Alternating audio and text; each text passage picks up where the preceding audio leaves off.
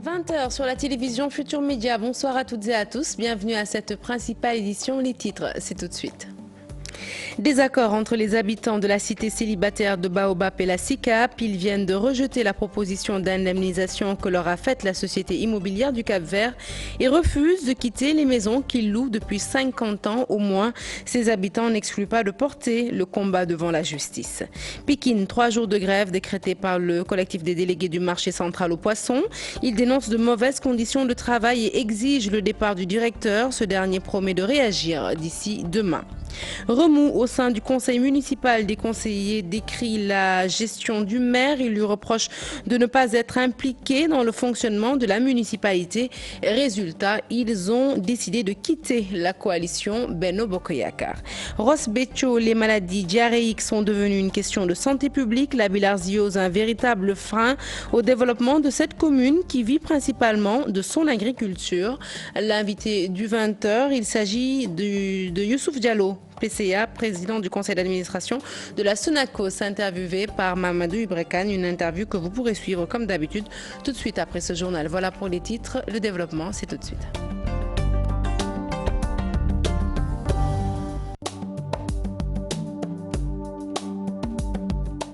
Bonsoir à tous. Je vous le disais tout de suite en titre, contraints de quitter les maisons qu'ils louent depuis bientôt un demi-siècle. Les habitants de la cité célibataire de Baobab sont très remontés contre la SICAP. Ils viennent de rejeter la proposition que la société immobilière du Cap-Vert leur a faite. Cette dernière a proposé à chaque famille un terrain d'une superficie de 150 mètres carrés au niveau de Karmassar et une somme de 2 millions de francs CFA en guise d'indemnité. Mais le collectif Dignette est promet de mener le combat avec le soutien des défenseurs des droits de l'homme. Les détails, c'est avec Maïmouna Ndiaye et Modou Diop. Plus de 200 familles menacées d'expulsion. Ces habitants de la cité célibataire de Baobab alertent la société immobilière du Cap-Vert. Nous demandions au directeur général de la SICAP de construire des maisons décentes et donner ça aux populations. Je pense que c'est le minimum. Des gens qui ont habité là-bas depuis 1954, d'autres 1960, bien avant même l'indépendance. Et aujourd'hui, on veut nous faire déguerpir pour nous donner un terrain de 150 mètres carrés à Djahaï et 2 millions. Ils veulent construire des immeubles qui vont vendre à 60 millions, 65 millions, peut-être même 100 millions. Un terrain de 150 mètres carrés plus 2 millions de francs CFA. La proposition est jugée dérisoire. Ces responsables de famille exigent une indemnisation. Ce n'est pas une indemnisation idéale. Nous, ce qu'on demande, clé à main, qu'ils construisent des maisons, on parle.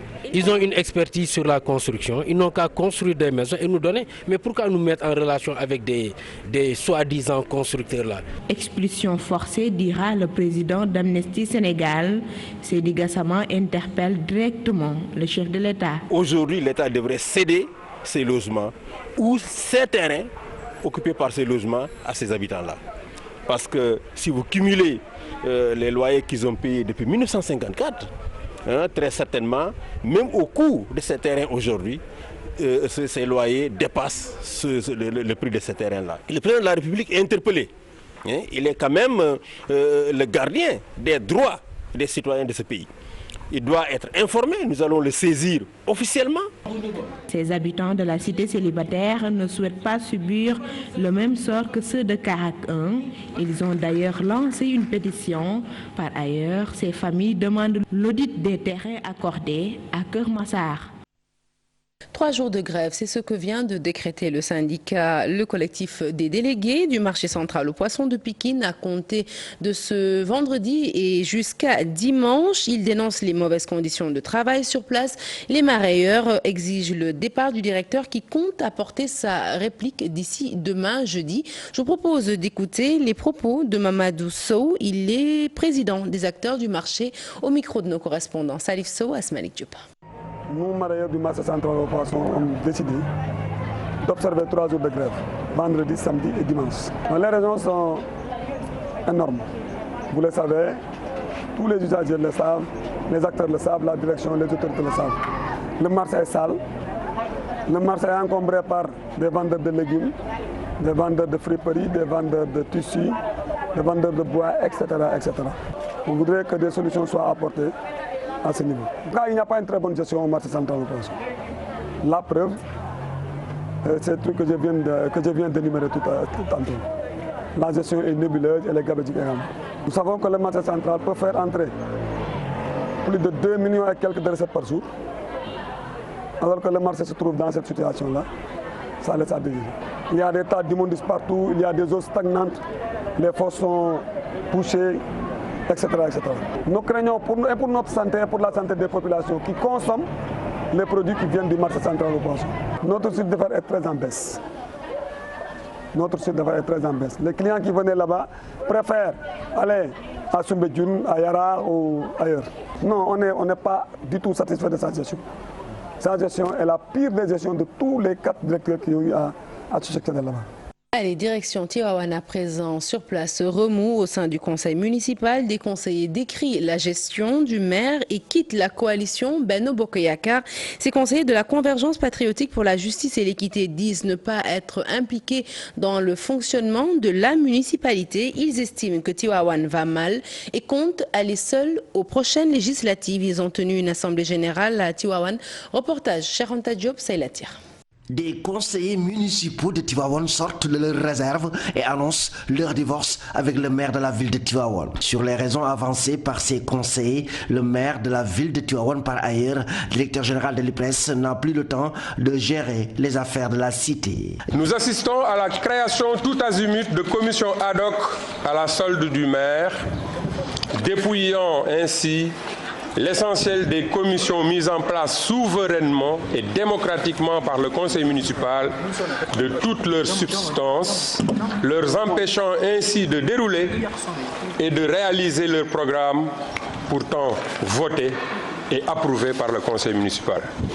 Aujourd'hui, face à une grande expression de colère et de déception de nos militants, suite à ce qu'ils considèrent comme étant une énième injustice, avec surtout d'énormes promesses non tenues, nous avons jugé bon et utile de cesser toute activité avec l'APR.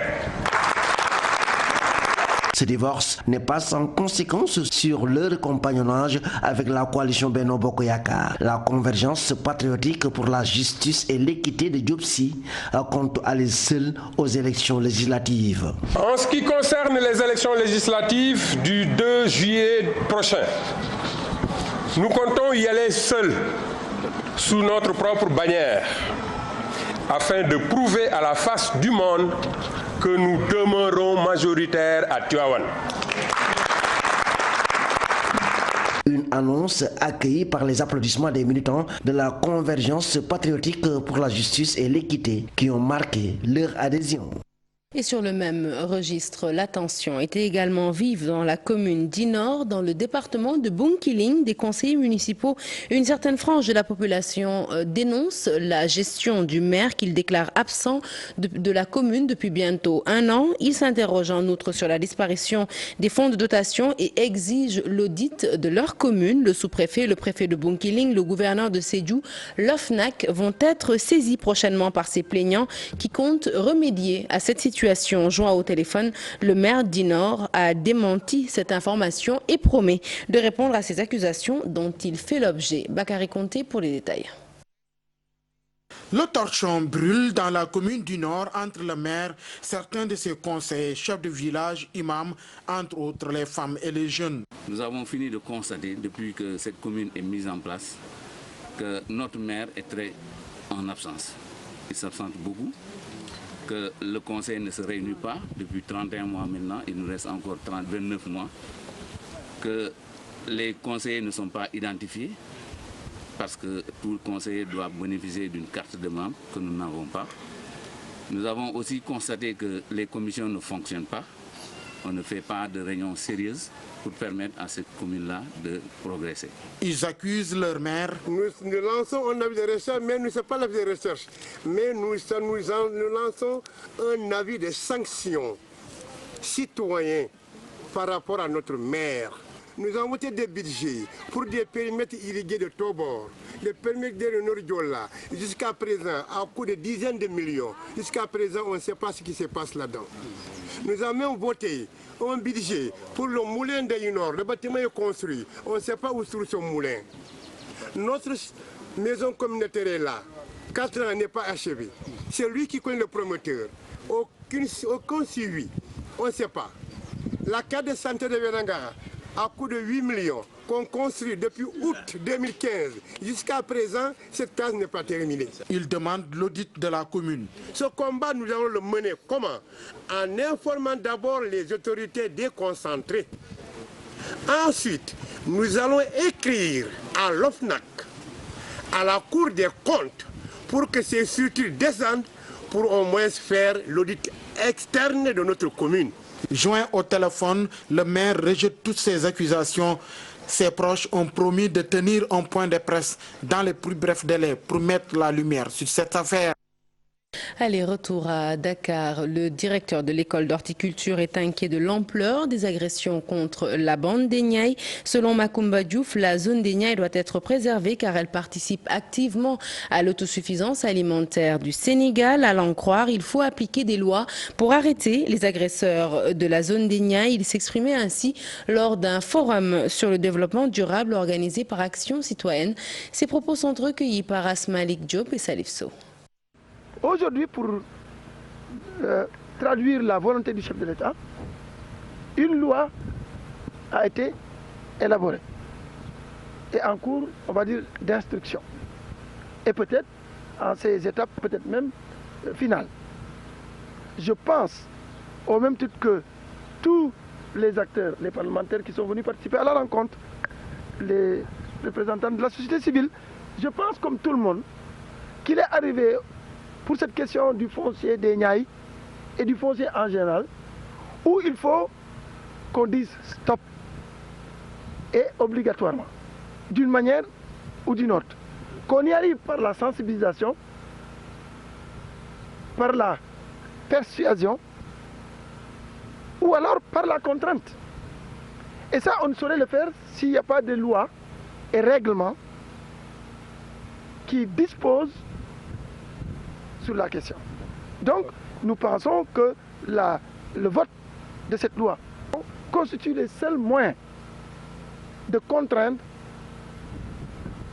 ou de dissuader les défaillants, les acteurs défaillants, à exploiter encore le foncier des Niayes à des fins autres qu'agricoles. Ross Béthio pour parler santé à présent. Sur place, les maladies diarrhéiques font des ravages. Les plus fréquentes sont celles hydriques comme la bilharziose dans cette partie du Waalo où l'essentiel des populations s'active dans l'agriculture. Ces maladies constituent parfois un véritable frein au développement. À cela s'ajoutent les longs trajets à effectuer avant de se faire soigner, la zone souffrant d'un manque d'infrastructures adéquats. Ousseynou Diop, Habib Seck. À Ross Béthio, les maladies les plus fréquentes sont celles hydriques. Lors des consultations gratuites organisées au poste de santé de la commune, l'infirmier chef de poste de la municipalité a listé les maladies qui touchent fréquemment la population, composée essentiellement de producteurs. Les maladies les plus fréquentes dans la zone, nous pouvons parler d'abord des maladies hydriques, des maladies liées à l'eau, telles que les bilharzioses. Je dis bilharziose parce qu'il y a 2 cas de bilharziose intestinale et urinaire. À part les bilharzioses, nous avons aussi des affections respiratoires, les IRA, surtout chez les jeunes enfants. Et à part ça, nous avons aussi des maladies chroniques chez les vieux. Les maladies dentaires touchent toutes les couches de la société à Ross Béthio. Pour se faire soigner, les services les plus proches se trouvent à plus de 50 km de la commune et parfois, il faut prendre plusieurs rendez-vous pour voir un dentiste. Un fauteuil dentaire va réellement soulager les populations de Ross Béthio, d'autant plus qu'avant ça, ils parcouraient une centaine de kilomètres pour faire des soins dentaires. C'était soit à Saint-Louis, qui est à 50 km, aller et retour 100 km, ou bien à Richard Toll, pareil. Pour répondre à la demande des populations, l'équipe municipale a offert un don de matériel médical et d'un appareil dentaire estimé à plus de 15 millions de francs CFA. Des prestations dentaires, c'est plusieurs rendez-vous. Vous allez à une consultation, on vous prescrit des médicaments, on vous donne rendez-vous 3-4 jours après, vous y retournez, etc. Donc vous pouvez faire 3, 4, 5 déplacements pour des soins dentaires. Alors, vous calculez les coûts des soins plus le transport, vraiment, ce n'est pas soutenable pour nos populations. C'est la raison pour laquelle nous avons vraiment mis l'accent, le focus vraiment sur ce type d'équipement pour soulager les populations, ne serait-ce que dans les déplacements. Les populations du Waalo ont salué les efforts des autorités locales. Elles ont aussi invité le gouvernement à ériger le poste de santé de Ross Béthio à un centre secondaire pour mieux soigner les malades. À Kaolack, le président du conseil départemental, Baba Ndiaye, qui axe ses priorités sur la santé, l'éducation, l'environnement et le sport, demande au gouvernement d'accorder une discrimination positive aux grands départements comme Kaolack, compte tenu de leur dimension, mais aussi et surtout de leur charge. Il s'exprimait ainsi en marge du vote de son budget qui a connu une baisse drastique en passant de 800 à 500 millions de francs CFA. Ibrahim Adjame et Amadouba pour les détails. Le budget 2017 du conseil départemental de Kaolack a été arrêté à 599 millions de francs CFA et voté à l'unanimité. Une part belle a été réservée aux investissements, au moins 300 millions. Baba Ndiaye, président du conseil départemental, l'explique. Cela est lié au fait que l'investissement d'abord est extrêmement important. Et comme vous le savez, les moyens que nous avions reçus du fonds de dotation et du fonds d'équipement couvrent parfaitement les charges salariales et la session.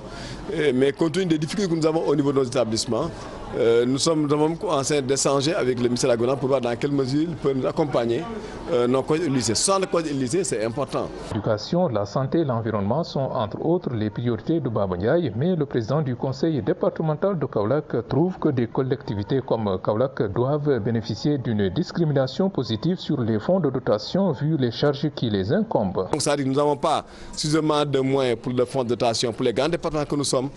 Parce que nous sommes de grands départements, nous avons été un personnel assez lourd, nous avons plusieurs sessions et la session nous coûte au moins 4 millions parce que nous avons 80 conseillers. C'est différent d'un département qui a moins de 200 000 personnes et qui a peut-être 40 conseillers. Ce n'est pas la même chose. Donc ça veut dire que les grands départements doivent être traités en tenant compte à la fois du nombre de populations qui existent, mais également en tenant compte des charges importantes. Cette année, le budget du conseil départemental de Kaolack a connu une baisse de 800 millions de francs CFA l'année dernière. Il est passé à 500 millions. Retour dans la capitale Dakar pour parler culture à présent. L'inexistence des salles de spectacle et le manque de formation, deux facteurs qui plombent la promotion du cinéma sénégalais. C'est du moins l'avis des autorités de la cinématographie. Ils soutiennent malgré tout que des efforts sont en train d'être faits qui augure en tout cas de nouvelles perspectives.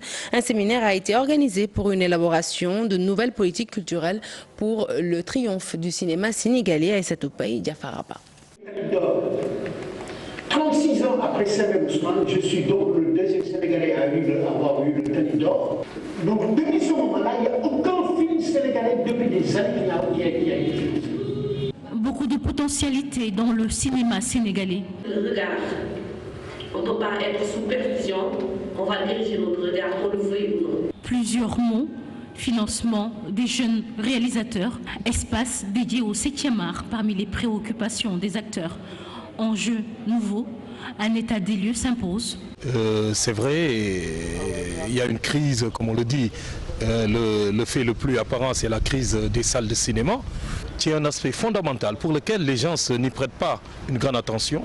C'est vraiment tout cet environnement juridique et réglementaire qui doit régir toute l'activité cinématographique.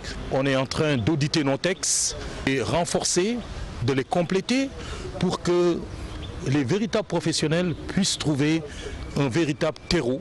Terreau d'expression, stratégie mise en place, l'implication du secteur audiovisuel souhaitée. La télévision, que les télévisions achètent du contenu, fassent de la coproduction, fassent du préachat. Les plateformes numériques aussi ont droit de regard. Mais aussi, comme stratégie, c'est de sécuriser la création. À la direction des arts, en plus de la sécurisation, M. Diallo parle de formation des acteurs concernés. Maintenant, je crois qu'à partir de cette année, il y a la formation qui est incluse pour mieux outiller les créateurs, leur donner les moyens bien construire les films pour avoir une production de niveau mondial. Nombreux les mots de l'industrie cinématographique sénégalaise. Malgré beaucoup d'incertitudes, certains films émergent, à l'image de Félicité de Alain Gomis, sélectionné à la Berlinale et au FESPACO, grand rendez-vous panafricain. À l'université Gaston Berger de Saint-Louis, la direction a pris toutes les mesures pour une bonne année scolaire. Le Centre régional des œuvres universitaires de Saint-Louis a livré 2000 matelas aux étudiants de l'UGB et promet plutôt d'offrir des bus à la commission aux étudiants de Saint-Louis. Une occasion pour le chef des services administratifs, le docteur Bassirou Djei, d'appeler les étudiants à apaiser le climat social cette année. Nous l'écoutons au micro de Seynou Diop et Abib Sek. Direction, donc dans son souci de bien vouloir donc satisfaire la demande des étudiants, on a remis 2000 autres matelas qui faisaient partie du protocole. Et parmi aussi ce protocole, il y a la quinzaine de l'hygiène que nous venons donc d'effectuer. Je pense que c'est avant-hier qu'on a clôturé cette quinzaine. Et il faisait aussi partie, entre autres aussi, de ce protocole, en fait, 2 bus qu'on devait remettre donc les étudiants. Et je pense que dans les meilleurs délais, les étudiants vont devoir posséder donc, de ces bus.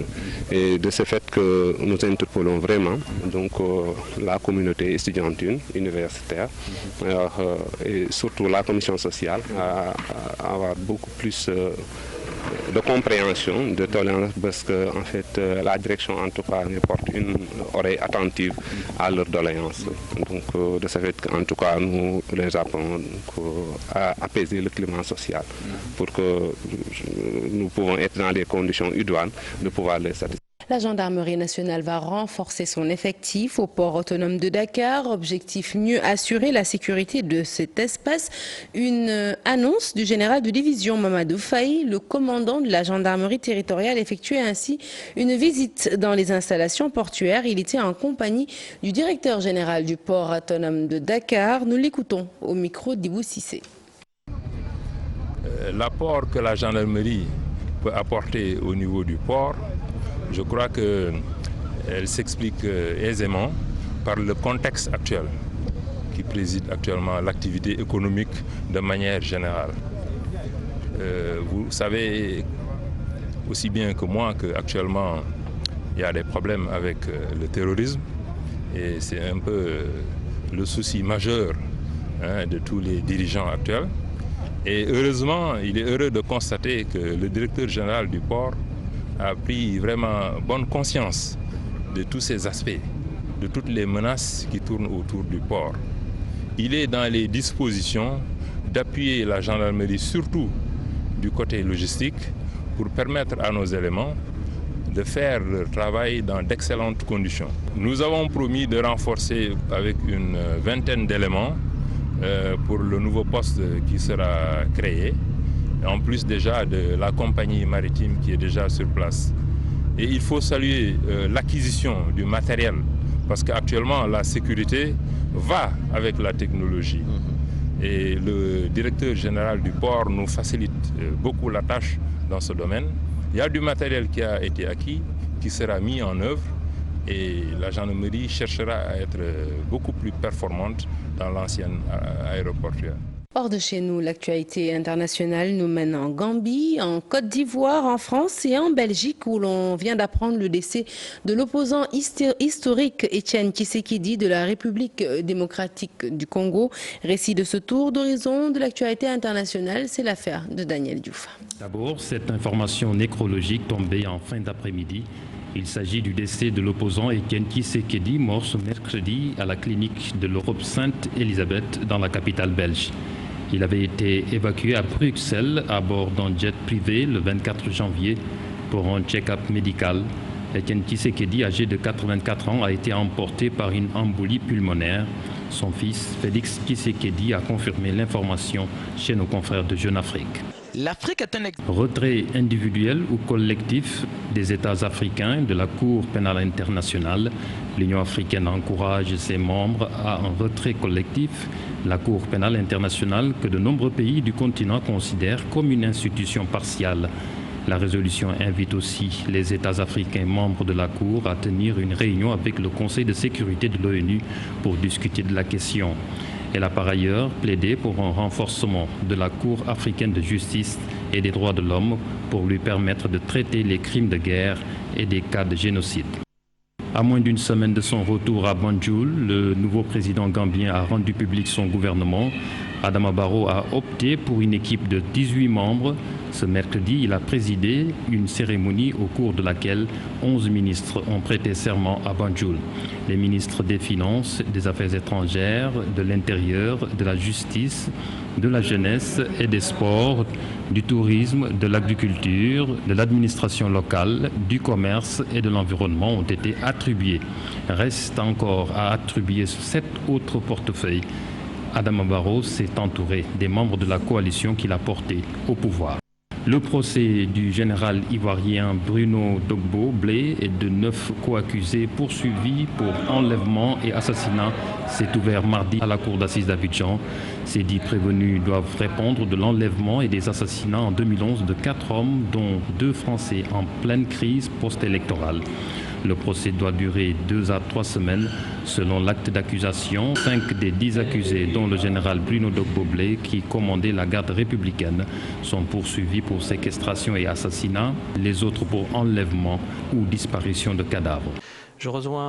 Enfin, la France, où François Fillon, empêtré dans les affaires visant les emplois présumés fictifs de son épouse et de ses enfants, a demandé aux parlementaires de son camp de faire bloc et de tenir face aux pressions qui le poussent à retirer sa candidature à la présidentielle. Ce mercredi, il a dénoncé ce qu'il a qualifié de coup d'État institutionnel contre sa candidature à la présidentielle, un coup d'État venu, selon lui, de la gauche. Et après l'actualité hors de chez nous, l'actualité sportive à présent, une fois n'est pas coutume, nous parlerons de basket pour vous annoncer la pose, la première pierre d'une académie de basket à Rufisque-Ouest. Les autorités de cette partie de la vieille ville veulent allier ainsi sport et études, et ce grâce à l'appui de Seed Project et Contour Global. La livraison est prévue dans 2 mois. Ousseynou Thiam et Beradiagne ont assisté au lancement des travaux. Grâce à la responsabilité sociétale de Contour Global, la commune de Rufisque-Ouest va bientôt disposer d'une académie de basket. En partenariat avec Seed Project, les travaux de l'infrastructure ont été lancés. C'est un honneur pour nous, Seed Project, d'être impliqués dans ce projet. Seed en anglais veut dire graine. Et il a cette métaphore qui dit qu'il y a beaucoup de graines ici qu'on va planter et nous espérons avoir des arbres vigoureux et une forêt. Je pense que d'ici la première semaine du mois de mars, nous serons opérationnels. Et encore une fois, ce projet est un modèle pour nous. Nous sommes en train de lancer un programme qu'on appelle Seed Rise et ceci, c'est le modèle du programme qu'on espère vulgariser partout au Sénégal et bientôt en Afrique. Avec cette académie, le concept sport-études sera bientôt une réalité dans cette partie de Rufisque. Le projet consiste à mettre 2 terrains de basket, 2 salles de classe, à mettre également des magasins, des vestiaires et des toilettes. Tout cela, ça rentre dans le cadre de la responsabilité sociétale avec Contour Global. Alors que cette commune abrite plus d'une quarantaine d'industries. Donc je pense que ça doit être une leçon pour les autres. Nous sommes là et les populations se demandent chaque jour ce que font les industries au niveau des collectivités locales. Chez les férus du ballon orange, ils s'impatientent de la livraison de cette académie prévue au mois de mars prochain. Fin de ce journal, merci de l'avoir suivi. Je suis ravie de vous l'avoir présenté. Prochain rendez-vous de l'information, le tout en images à 0h. Ce sera l'affaire de Daniel Diouf. L'info qui continue sur votre site www.igfm.sn. Tout de suite, je passe le témoin à Chérif. Bonsoir Chérif. Bonsoir Sarah Cissé et merci beaucoup pour toutes ces informations. Dans un instant, la suite avec l'invité du 20h, Mamadou Berakane, va parler encore ce soir d'agriculture, le temps d'un jingle.